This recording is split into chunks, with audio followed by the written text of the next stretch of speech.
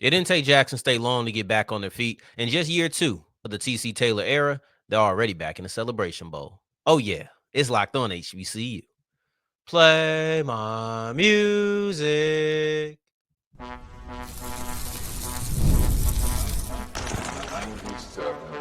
You are Locked On HBCU, your daily podcast covering HBCU sports.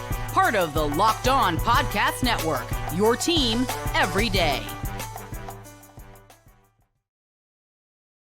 What's going on, family? Welcome back to another episode of the Locked On HBCU podcast, your number one daily one-stop shop for everything HBCU athletics, Monday through Friday, part of the Locked On Podcast Network, your team every day. And I, of course, am Darian Gray, a.k.a. the Mouth of the South, Texas Southern alum and former TSU Herald Sports editor and current contributing writer at USA Today's Saints Wire.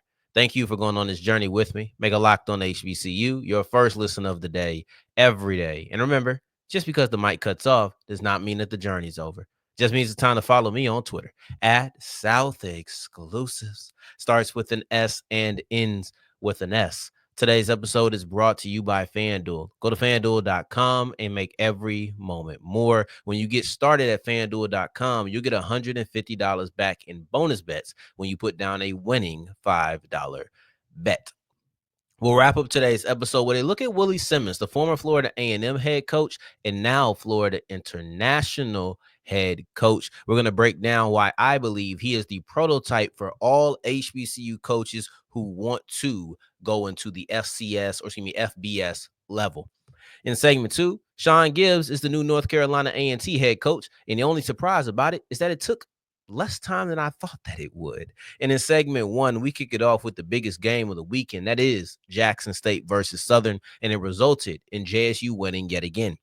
I spoke about how rematches tend to favor the original victor. We went over the last 10 years of the SWAC Championship game, and there were 9 games in which there was a rematch. 7 of those games ended up being 2-0 series. What I mean by 2-0 series is basically the team that won in the regular season also won in the SWAC Championship game. It was very rare that you would see a team lose and then come back and win later. I didn't get specifically into the numbers and what the margin of victory was and all of those things. I just kept it win-loss. And that trend continued on Saturday. Jackson State is the better team. That is without a question. But I do believe that it was questioned a tad bit at the beginning of this game. This Jackson State versus Southern matchup was full of ebbs and flows. If you check it out at a certain time, depending on what you decide to focus on, may depend on how you felt at that current moment. There was a point where I thought Southern was going to pull off this upset. That lasted all of I'd say about 10 minutes. Towards the end of the second half. Then once we got into the third quarter, I really started to realize, no, it just took Jackson State a little bit of time. See, when you look at the beginning of this game, it was really stagnant offensively. I didn't feel like anybody was getting much motion. You had very little points being put on the board. Jackson State scored a field goal on their second possession, but that came at the end of the first quarter. So there was rather long possessions. It went punt, punt, punt, field goal. That's how it went. Southern punt, Jackson State punt. Southern punt, Jackson State field goal. So it was only the 4th possession of the game. It was only the 2nd possession for the Tigers, but it still felt like it took a long time for us to get there. And because it took a long time for us to get there, now we're having conversations in our head. I'm like, is this game going to go differently than I thought? Is it going to be tighter than the first matchup? Whole time, Jackson State just only touched the ball once. But after that field goal, it's not as if they kicked it up. They didn't kick it up a notch. They then went stagnant. They went really cold. So now, in that span in which you kick a field goal, in between the span of you kicking that field goal and scoring a touchdown at the end of the first half, you have Southern who puts together back-to-back scoring drives, back-to-back drives of nearly 5 minutes, back-to-back drives of over 10 plays, 11 to be exact on both drives. This felt like, okay, Southern's starting to find their rhythm offensively. Jackson State's not scoring. Could Southern pull the upset? That's when the question came up. And I think it was a valid question for a while. I think it was a valid question going into going into halftime. The problem is when you came out of halftime, Jackson State answered the question. Can Southern pull off the upset? Absolutely not. I would say the pivotal point in this matchup, maybe not even pivotal, because in my opinion, Jackson State is the better team, and TC Taylor would have got in there and gave a really good halftime speech. They would have gotten halftime adjustments and things of that nature. Even though I know halftime adjustments have this, there's a conversation around them right now on whether or not they're actually real or if it's a exaggerated aspect of the game.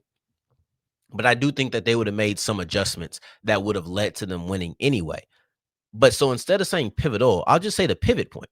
The pivot point of this game was when Zy McDonald came in for an injured Jacobian Morgan. And we'll get into all of that probably tomorrow. Yeah, we'll get into that on tomorrow's episode about quarterback health. But Jacobian Morgan really wasn't doing too much, in my opinion. I didn't think that the offense had a great pass attack at the moment. I didn't feel like the running game was too great. But then I went back and I looked, and Irv Mulligan was actually way more consistent than I felt. When you go stagnant for a period of time, everything feels different. So it doesn't feel as effective. Even if he's being efficient, it doesn't feel effective. Then you get Zy McDonald, who came in when we thought it would be Cam McCoy. When Zy McDonald comes in, he gives them another threat as a runner. It looked like it froze the defense, made them change a lot of things, and they never really got acclimated to it. That's the word. Acclimate was the word. If you remember on the episode where I talked about North Carolina A&T, I spoke about how Vincent Brown was brought in to have them do an A word quicker in the CAA. It was acclimate. He wanted them to acclimate to the conference quicker, so they brought him in. That's what it was. Anyway, you would have to go back to Wednesday's episode. I think that was Wednesday's episode to know what I'm talking about. But anyway, the struggles stopped in the second half. They started to put points on the board. And I told you, once Jackson State puts points on the board and gets a lead, that was it. That was it. Southern put together a field goal drive later, but that was the only real drive they had after the two back-to-back drives I highlighted where they scored 10 points. They put 3 points on in that span, they scored 10 points. In the game total, they scored 13. They didn't have another effective drive until the third quarter or midway through the third quarter, whatever. Then they had an interception on the last drive when it's garbage time, guys. I really don't care. They had one more effective drive after that 2-drive spurt. I thought Tease played average. I thought that he came in for Jalen Woods because Woods had a concussion, so Tease was the starter. I thought he made some really good passes, and I thought he made some really bad passes. So it was a really up and down performance. I do still like what I see from Tease. I think that he's a freshman with a lot of potential. He shows you certain throws that you want to see him make more often. That is the best thing I could say about him. He shows you the ability. He says, oh, yeah, I have that. Just so you know, I got that in the tuck. I just need to see him do it more often. That's it. I mentioned Irv Mulligan a little bit, but Irv Mulligan finished the game with 23 attempts, 116 yards, and a touchdown. And he had a 20-some-odd yard run that may distort some of these averages. But if you just look on a play-by-play basis, which I had the stats out and you can see every single run that he did, I would say there were many times when he didn't have something to work with. There was many times when he was getting hit in the backfield. It was a difficult day for him, but I thought he handled it very well because in addition to having those difficulties and those quick obstacles placed in front of him, he also had multiple 6, 7, 8-yard runs. So it wasn't just, oh, we're 27. That's not what happened. I thought he had a lot of really good runs, and he even had one where he got blew up in the backfield for a loss of 5. A loss of 5 is going to do a lot of detriment to your yard per carry. Like if we're going on yard per carry and we're using that as a huge metric to show the average efficiency, well, that 27-yard run is going to boost it, but -5 is going to take it back a lot. It's going to take it back a lot. But everybody did their job. Robert McDaniels had 2 interceptions. You're looking at special teams. They had a fumble that they recovered, led to a touchdown. It was a point. It's funny to me because it feels like no matter what Jackson State does, Jackson State is going to find a way to get to 30. Jackson State has failed to get to 30 on 3 occasions. One was against Louisiana Monroe, loss. One was against Grambling, loss. And a lot of that had to honestly do with turnovers. If they protected the ball, they would have got to 30, and they maybe would have won that game. Then you have this Alabama State game against one of the best defenses in the SWAC, if not the best defense in the SWAC. you end up winning that game, but it was a close one and you weren't able to put up a bunch of points. There was probably some opportunities you wish you had back, but then again, Alabama State's just a great defense, so you really can't knock them, and I wouldn't discredit them. But yeah, then you want to get Southern. This is another really top level defense. Didn't matter. You put up 40 on them, and it looked like you were going to have a slow day, a very rough day. You didn't get to 10 points until right before the end of the first half. Yeah, this was an interesting game to say the least. They picked up the tempo once Zy McDonald came in, and we'll see if he's healthy enough to play, if that's even the way that they want to go in the Celebration Bowl. It's some interesting conversations that we'll have on tomorrow's episode. Let's just keep it at that. As we push forward, let's look at Shaun Gibbs. Shaun Gibbs is the North Carolina A&T head coach. If you listen to this, if you're an everyday, you're not surprised, but you may be surprised at how quickly they did it. I know that I am. And we'll break that down as we continue with Locked On HBCU. Today's episode is brought to you by Omaha. And if I was Peyton Manning, yelling out Omaha would mean that I was doing an audible. It would mean that I was going for a new play. But I'll tell you this, I'm never looking for a new play when it comes to where I'm getting my steaks. OmahaSteaks.com is the only place that I go in right now. If I'm using the promo code college, I get an extra $30 off in addition to their $30 gift card. It's beautiful. Did I mention that already it's 50% off? So you're getting all of that savings on top of each other, all by going to Omaha and never calling that audible. With 5 generations of experience, they consistently deliver the world's best steaks and also gifts. From legendary steaks to mouth-watering desserts and more, save 50% off site-wide for a limited time at omahasteaks.com. Plus, our listeners get an extra $30 off with the promo code college. That's 50% off at omaha.com, omahasteaks.com, and an extra $30 off with the promo code college.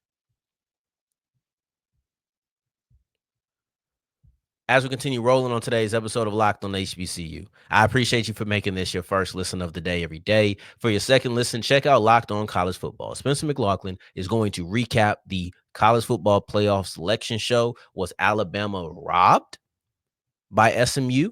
That's up to you to think. That's up for him to tell you. Let's see what we think about, guys.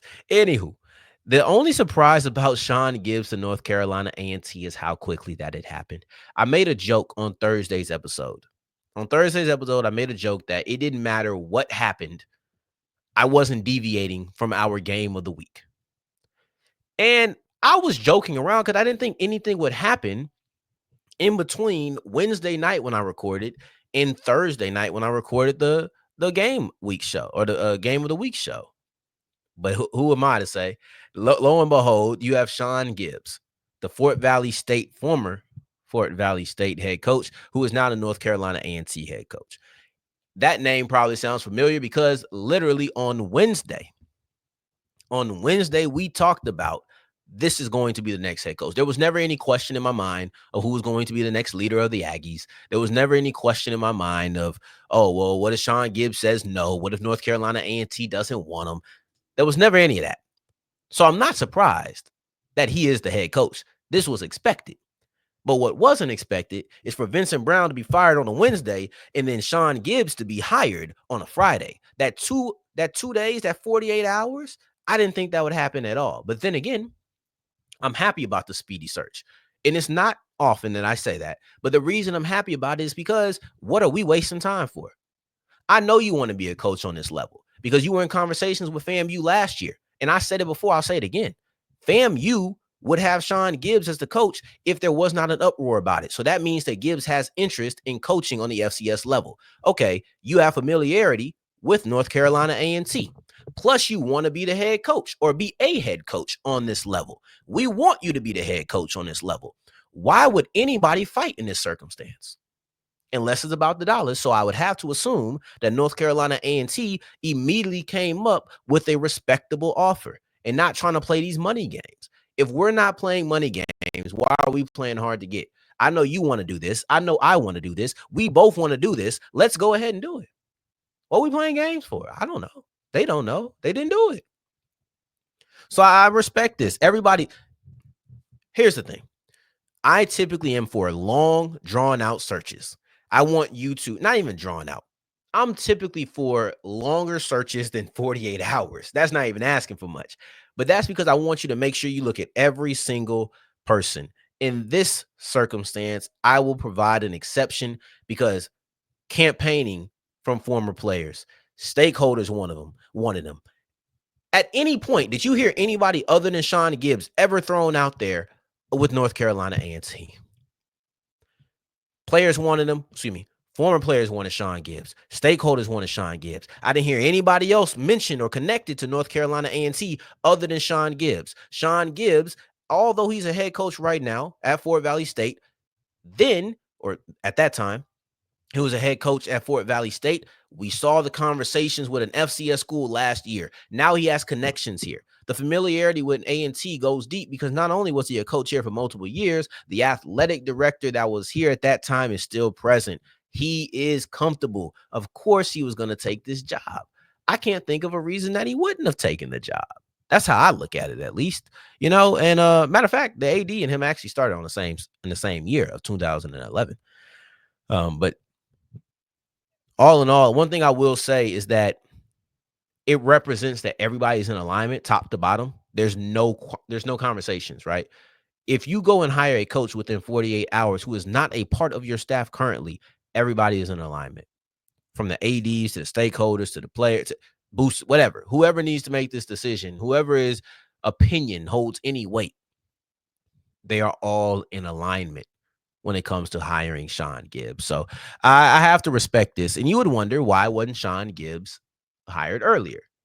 Because he was available when Vincent Brown was hired. I would say, and this is nothing but speculation, but I'd say they wanted a CAA presence over everything else. That's just be my guess. They wanted a CAA presence over everything else. And also, Gibbs wasn't as proven as a head coach at that time. And Vincent Brown wasn't either, but they wanted a CAA presence over everything else. So now, who cares if he's overly, let's just say it's still a question mark, right? I don't know why I'm catching a brain fart, because qualified is the only word that I want to say, but it's not the word that I'm trying to say at all. That's not even the sentiment that I'm trying to give out. But proven, he wasn't a proven commodity, essentially. But they wanted a CAA product over everything else, and he did have that over Gibbs. Now, Gibbs come back, and he go back-to-back 8-win seasons at Fort Valley State. At that time, it hadn't been done in nearly a quarter century. So when you're looking at the success that he had at the Division II level, then now you're looking at a coach who has provided more value. He's provided more than just proof, or he's provided proof of concept. So that's why I'm looking at this and I'm thinking, all right, now is the right time. Also, he's best known for running backs. That's what he's known, specifically at North Carolina A&T. It makes me wonder, the running backs on the team right now, how are they being evaluated? Is he going to bring in a new whole set of running backs? Or are we going to have a conversation about offensive line? Is there going to be a different philosophy there? Whatever it is, I'd say in the next year or two, because I don't know how long it takes to build that. I don't know how long it's going to take for him to build in a true image of what he desires. But I'll say that I expect that Shaun Gibbs and North Carolina A&T are going to be an extremely aggressive team. They're going to be an extremely physical team, because being able to run the football does not start with the running back. I heard somebody say this, and I thought it was interesting. They were talking about Saquon Barkley and the Giants. Man, we gave up Saquon with however many yards he has now. Like, no, you gave up Saquon Barkley, but he would not have done that in New York. And this is not to discredit Saquon Barkley. It's to say those guys up front are not equipped to get Saquon Barkley to the season he's having right now. And I use this analogy, I use this example to articulate that you better get that front line ready if you're trying to run the football. And I believe that Gibbs will do it. It's just a matter of, does he put it in effect in 2025 or 2026? God, it's going to be weird to say. That's so far. 2025, 2026. Saying the years will make you feel old. But let me stop. Because me saying I feel old is probably somebody on a phone or on a computer laughing like, youngster.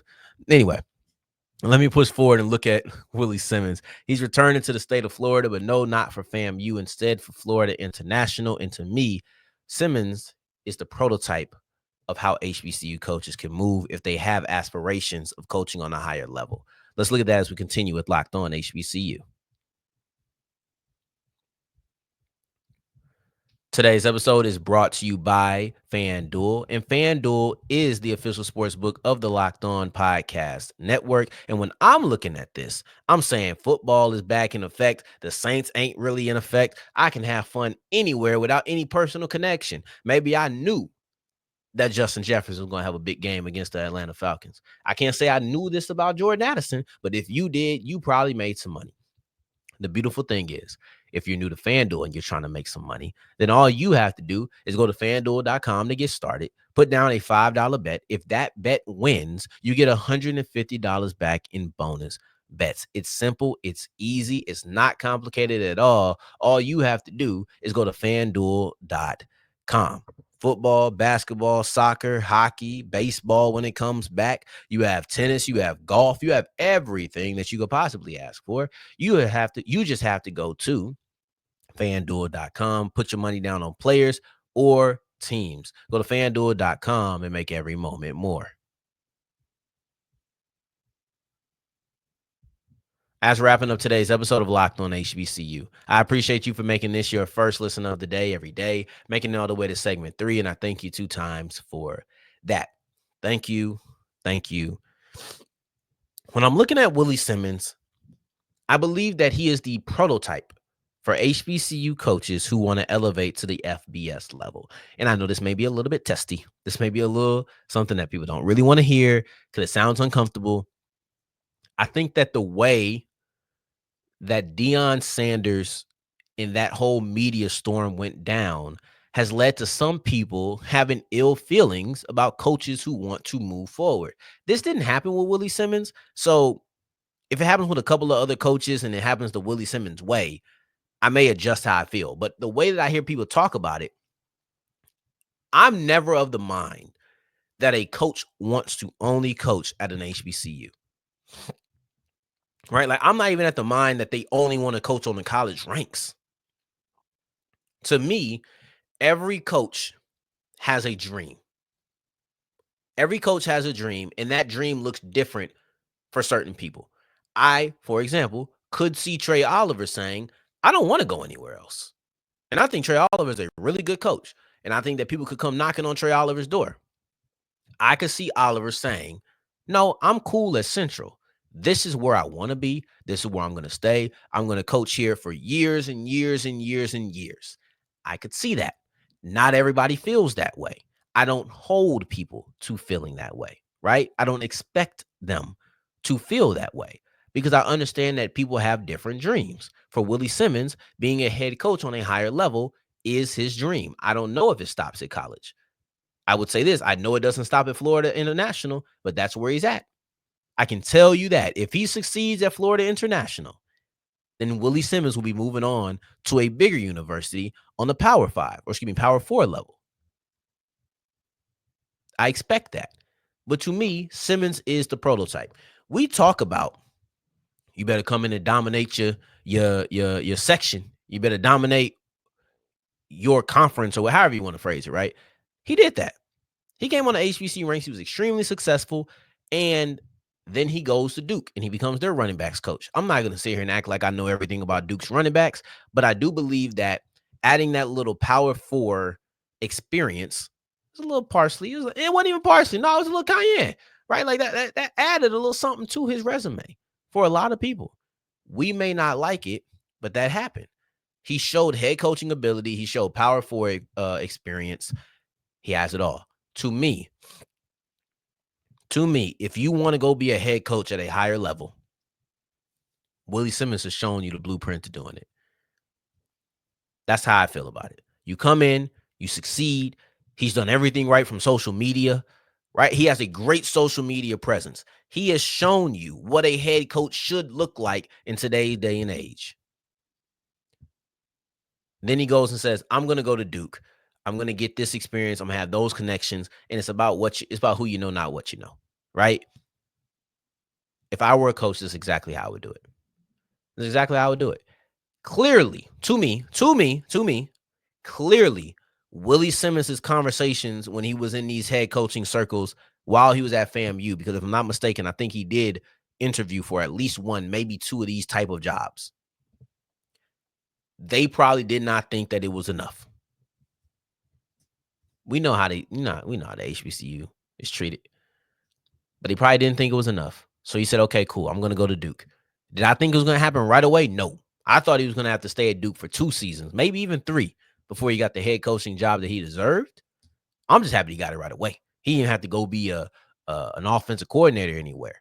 So clearly the cachet that he built at FAMU holds weight, because you don't typically go from being a positional coach to being a head coach. That means what he did as the leader of PV, as the leader of FAMU. We got to remember, he did this at multiple places. He said, now I wouldn't suggest anybody go multiple places because keep your roots, right? But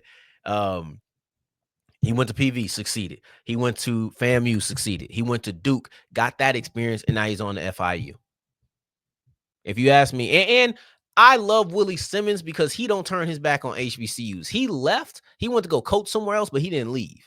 That's my thing about Willie. I seen that he's doing an interview with HBCU Game Day. For what? What reason would he have to do that other than his heart? Like, you're going to FIU. You don't need to interview with HBCU Game Day. You don't need to do that, but you're doing it. And I appreciate that. And that's the reason I think we all love Willie. It's also the reason I need to wait to see how any other coach who does this is responded to. We have to do that. I do not believe that moving between jobs or elevating on, what's it called? My God, I'm having a terrible day. Subdivisions. Elevating subdivision. I don't think any of that is using the one you left as a trampoline. I think that's how it's been talked about, but I do not believe that's what it is. And with Willie Simmons, we respect Willie. We love how he's moving. He moves correctly. So we don't talk about him in any kind of way. Doing an HBCU interview as you go and get your job, I already know it's going to be a lot of love to FAMU. I already know it. I know that I'm going to try to, depending on what the rest of the month, rest of the week looks like, because I think it happens today. It actually probably already happened. I'm recording this obviously early, but I may try to see what he says. And use it on the show. So I appreciate you though. We'll look at quarterback health going into the Celebration Bowl as we kick off Tuesday's episode. Remember, we're here live, 6:30. We'll be back tomorrow morning, 7 a.m. So make sure you tune in for that too. I appreciate you. I love you. And the next time we hear each other, family, take care. Stay blessed. Peace.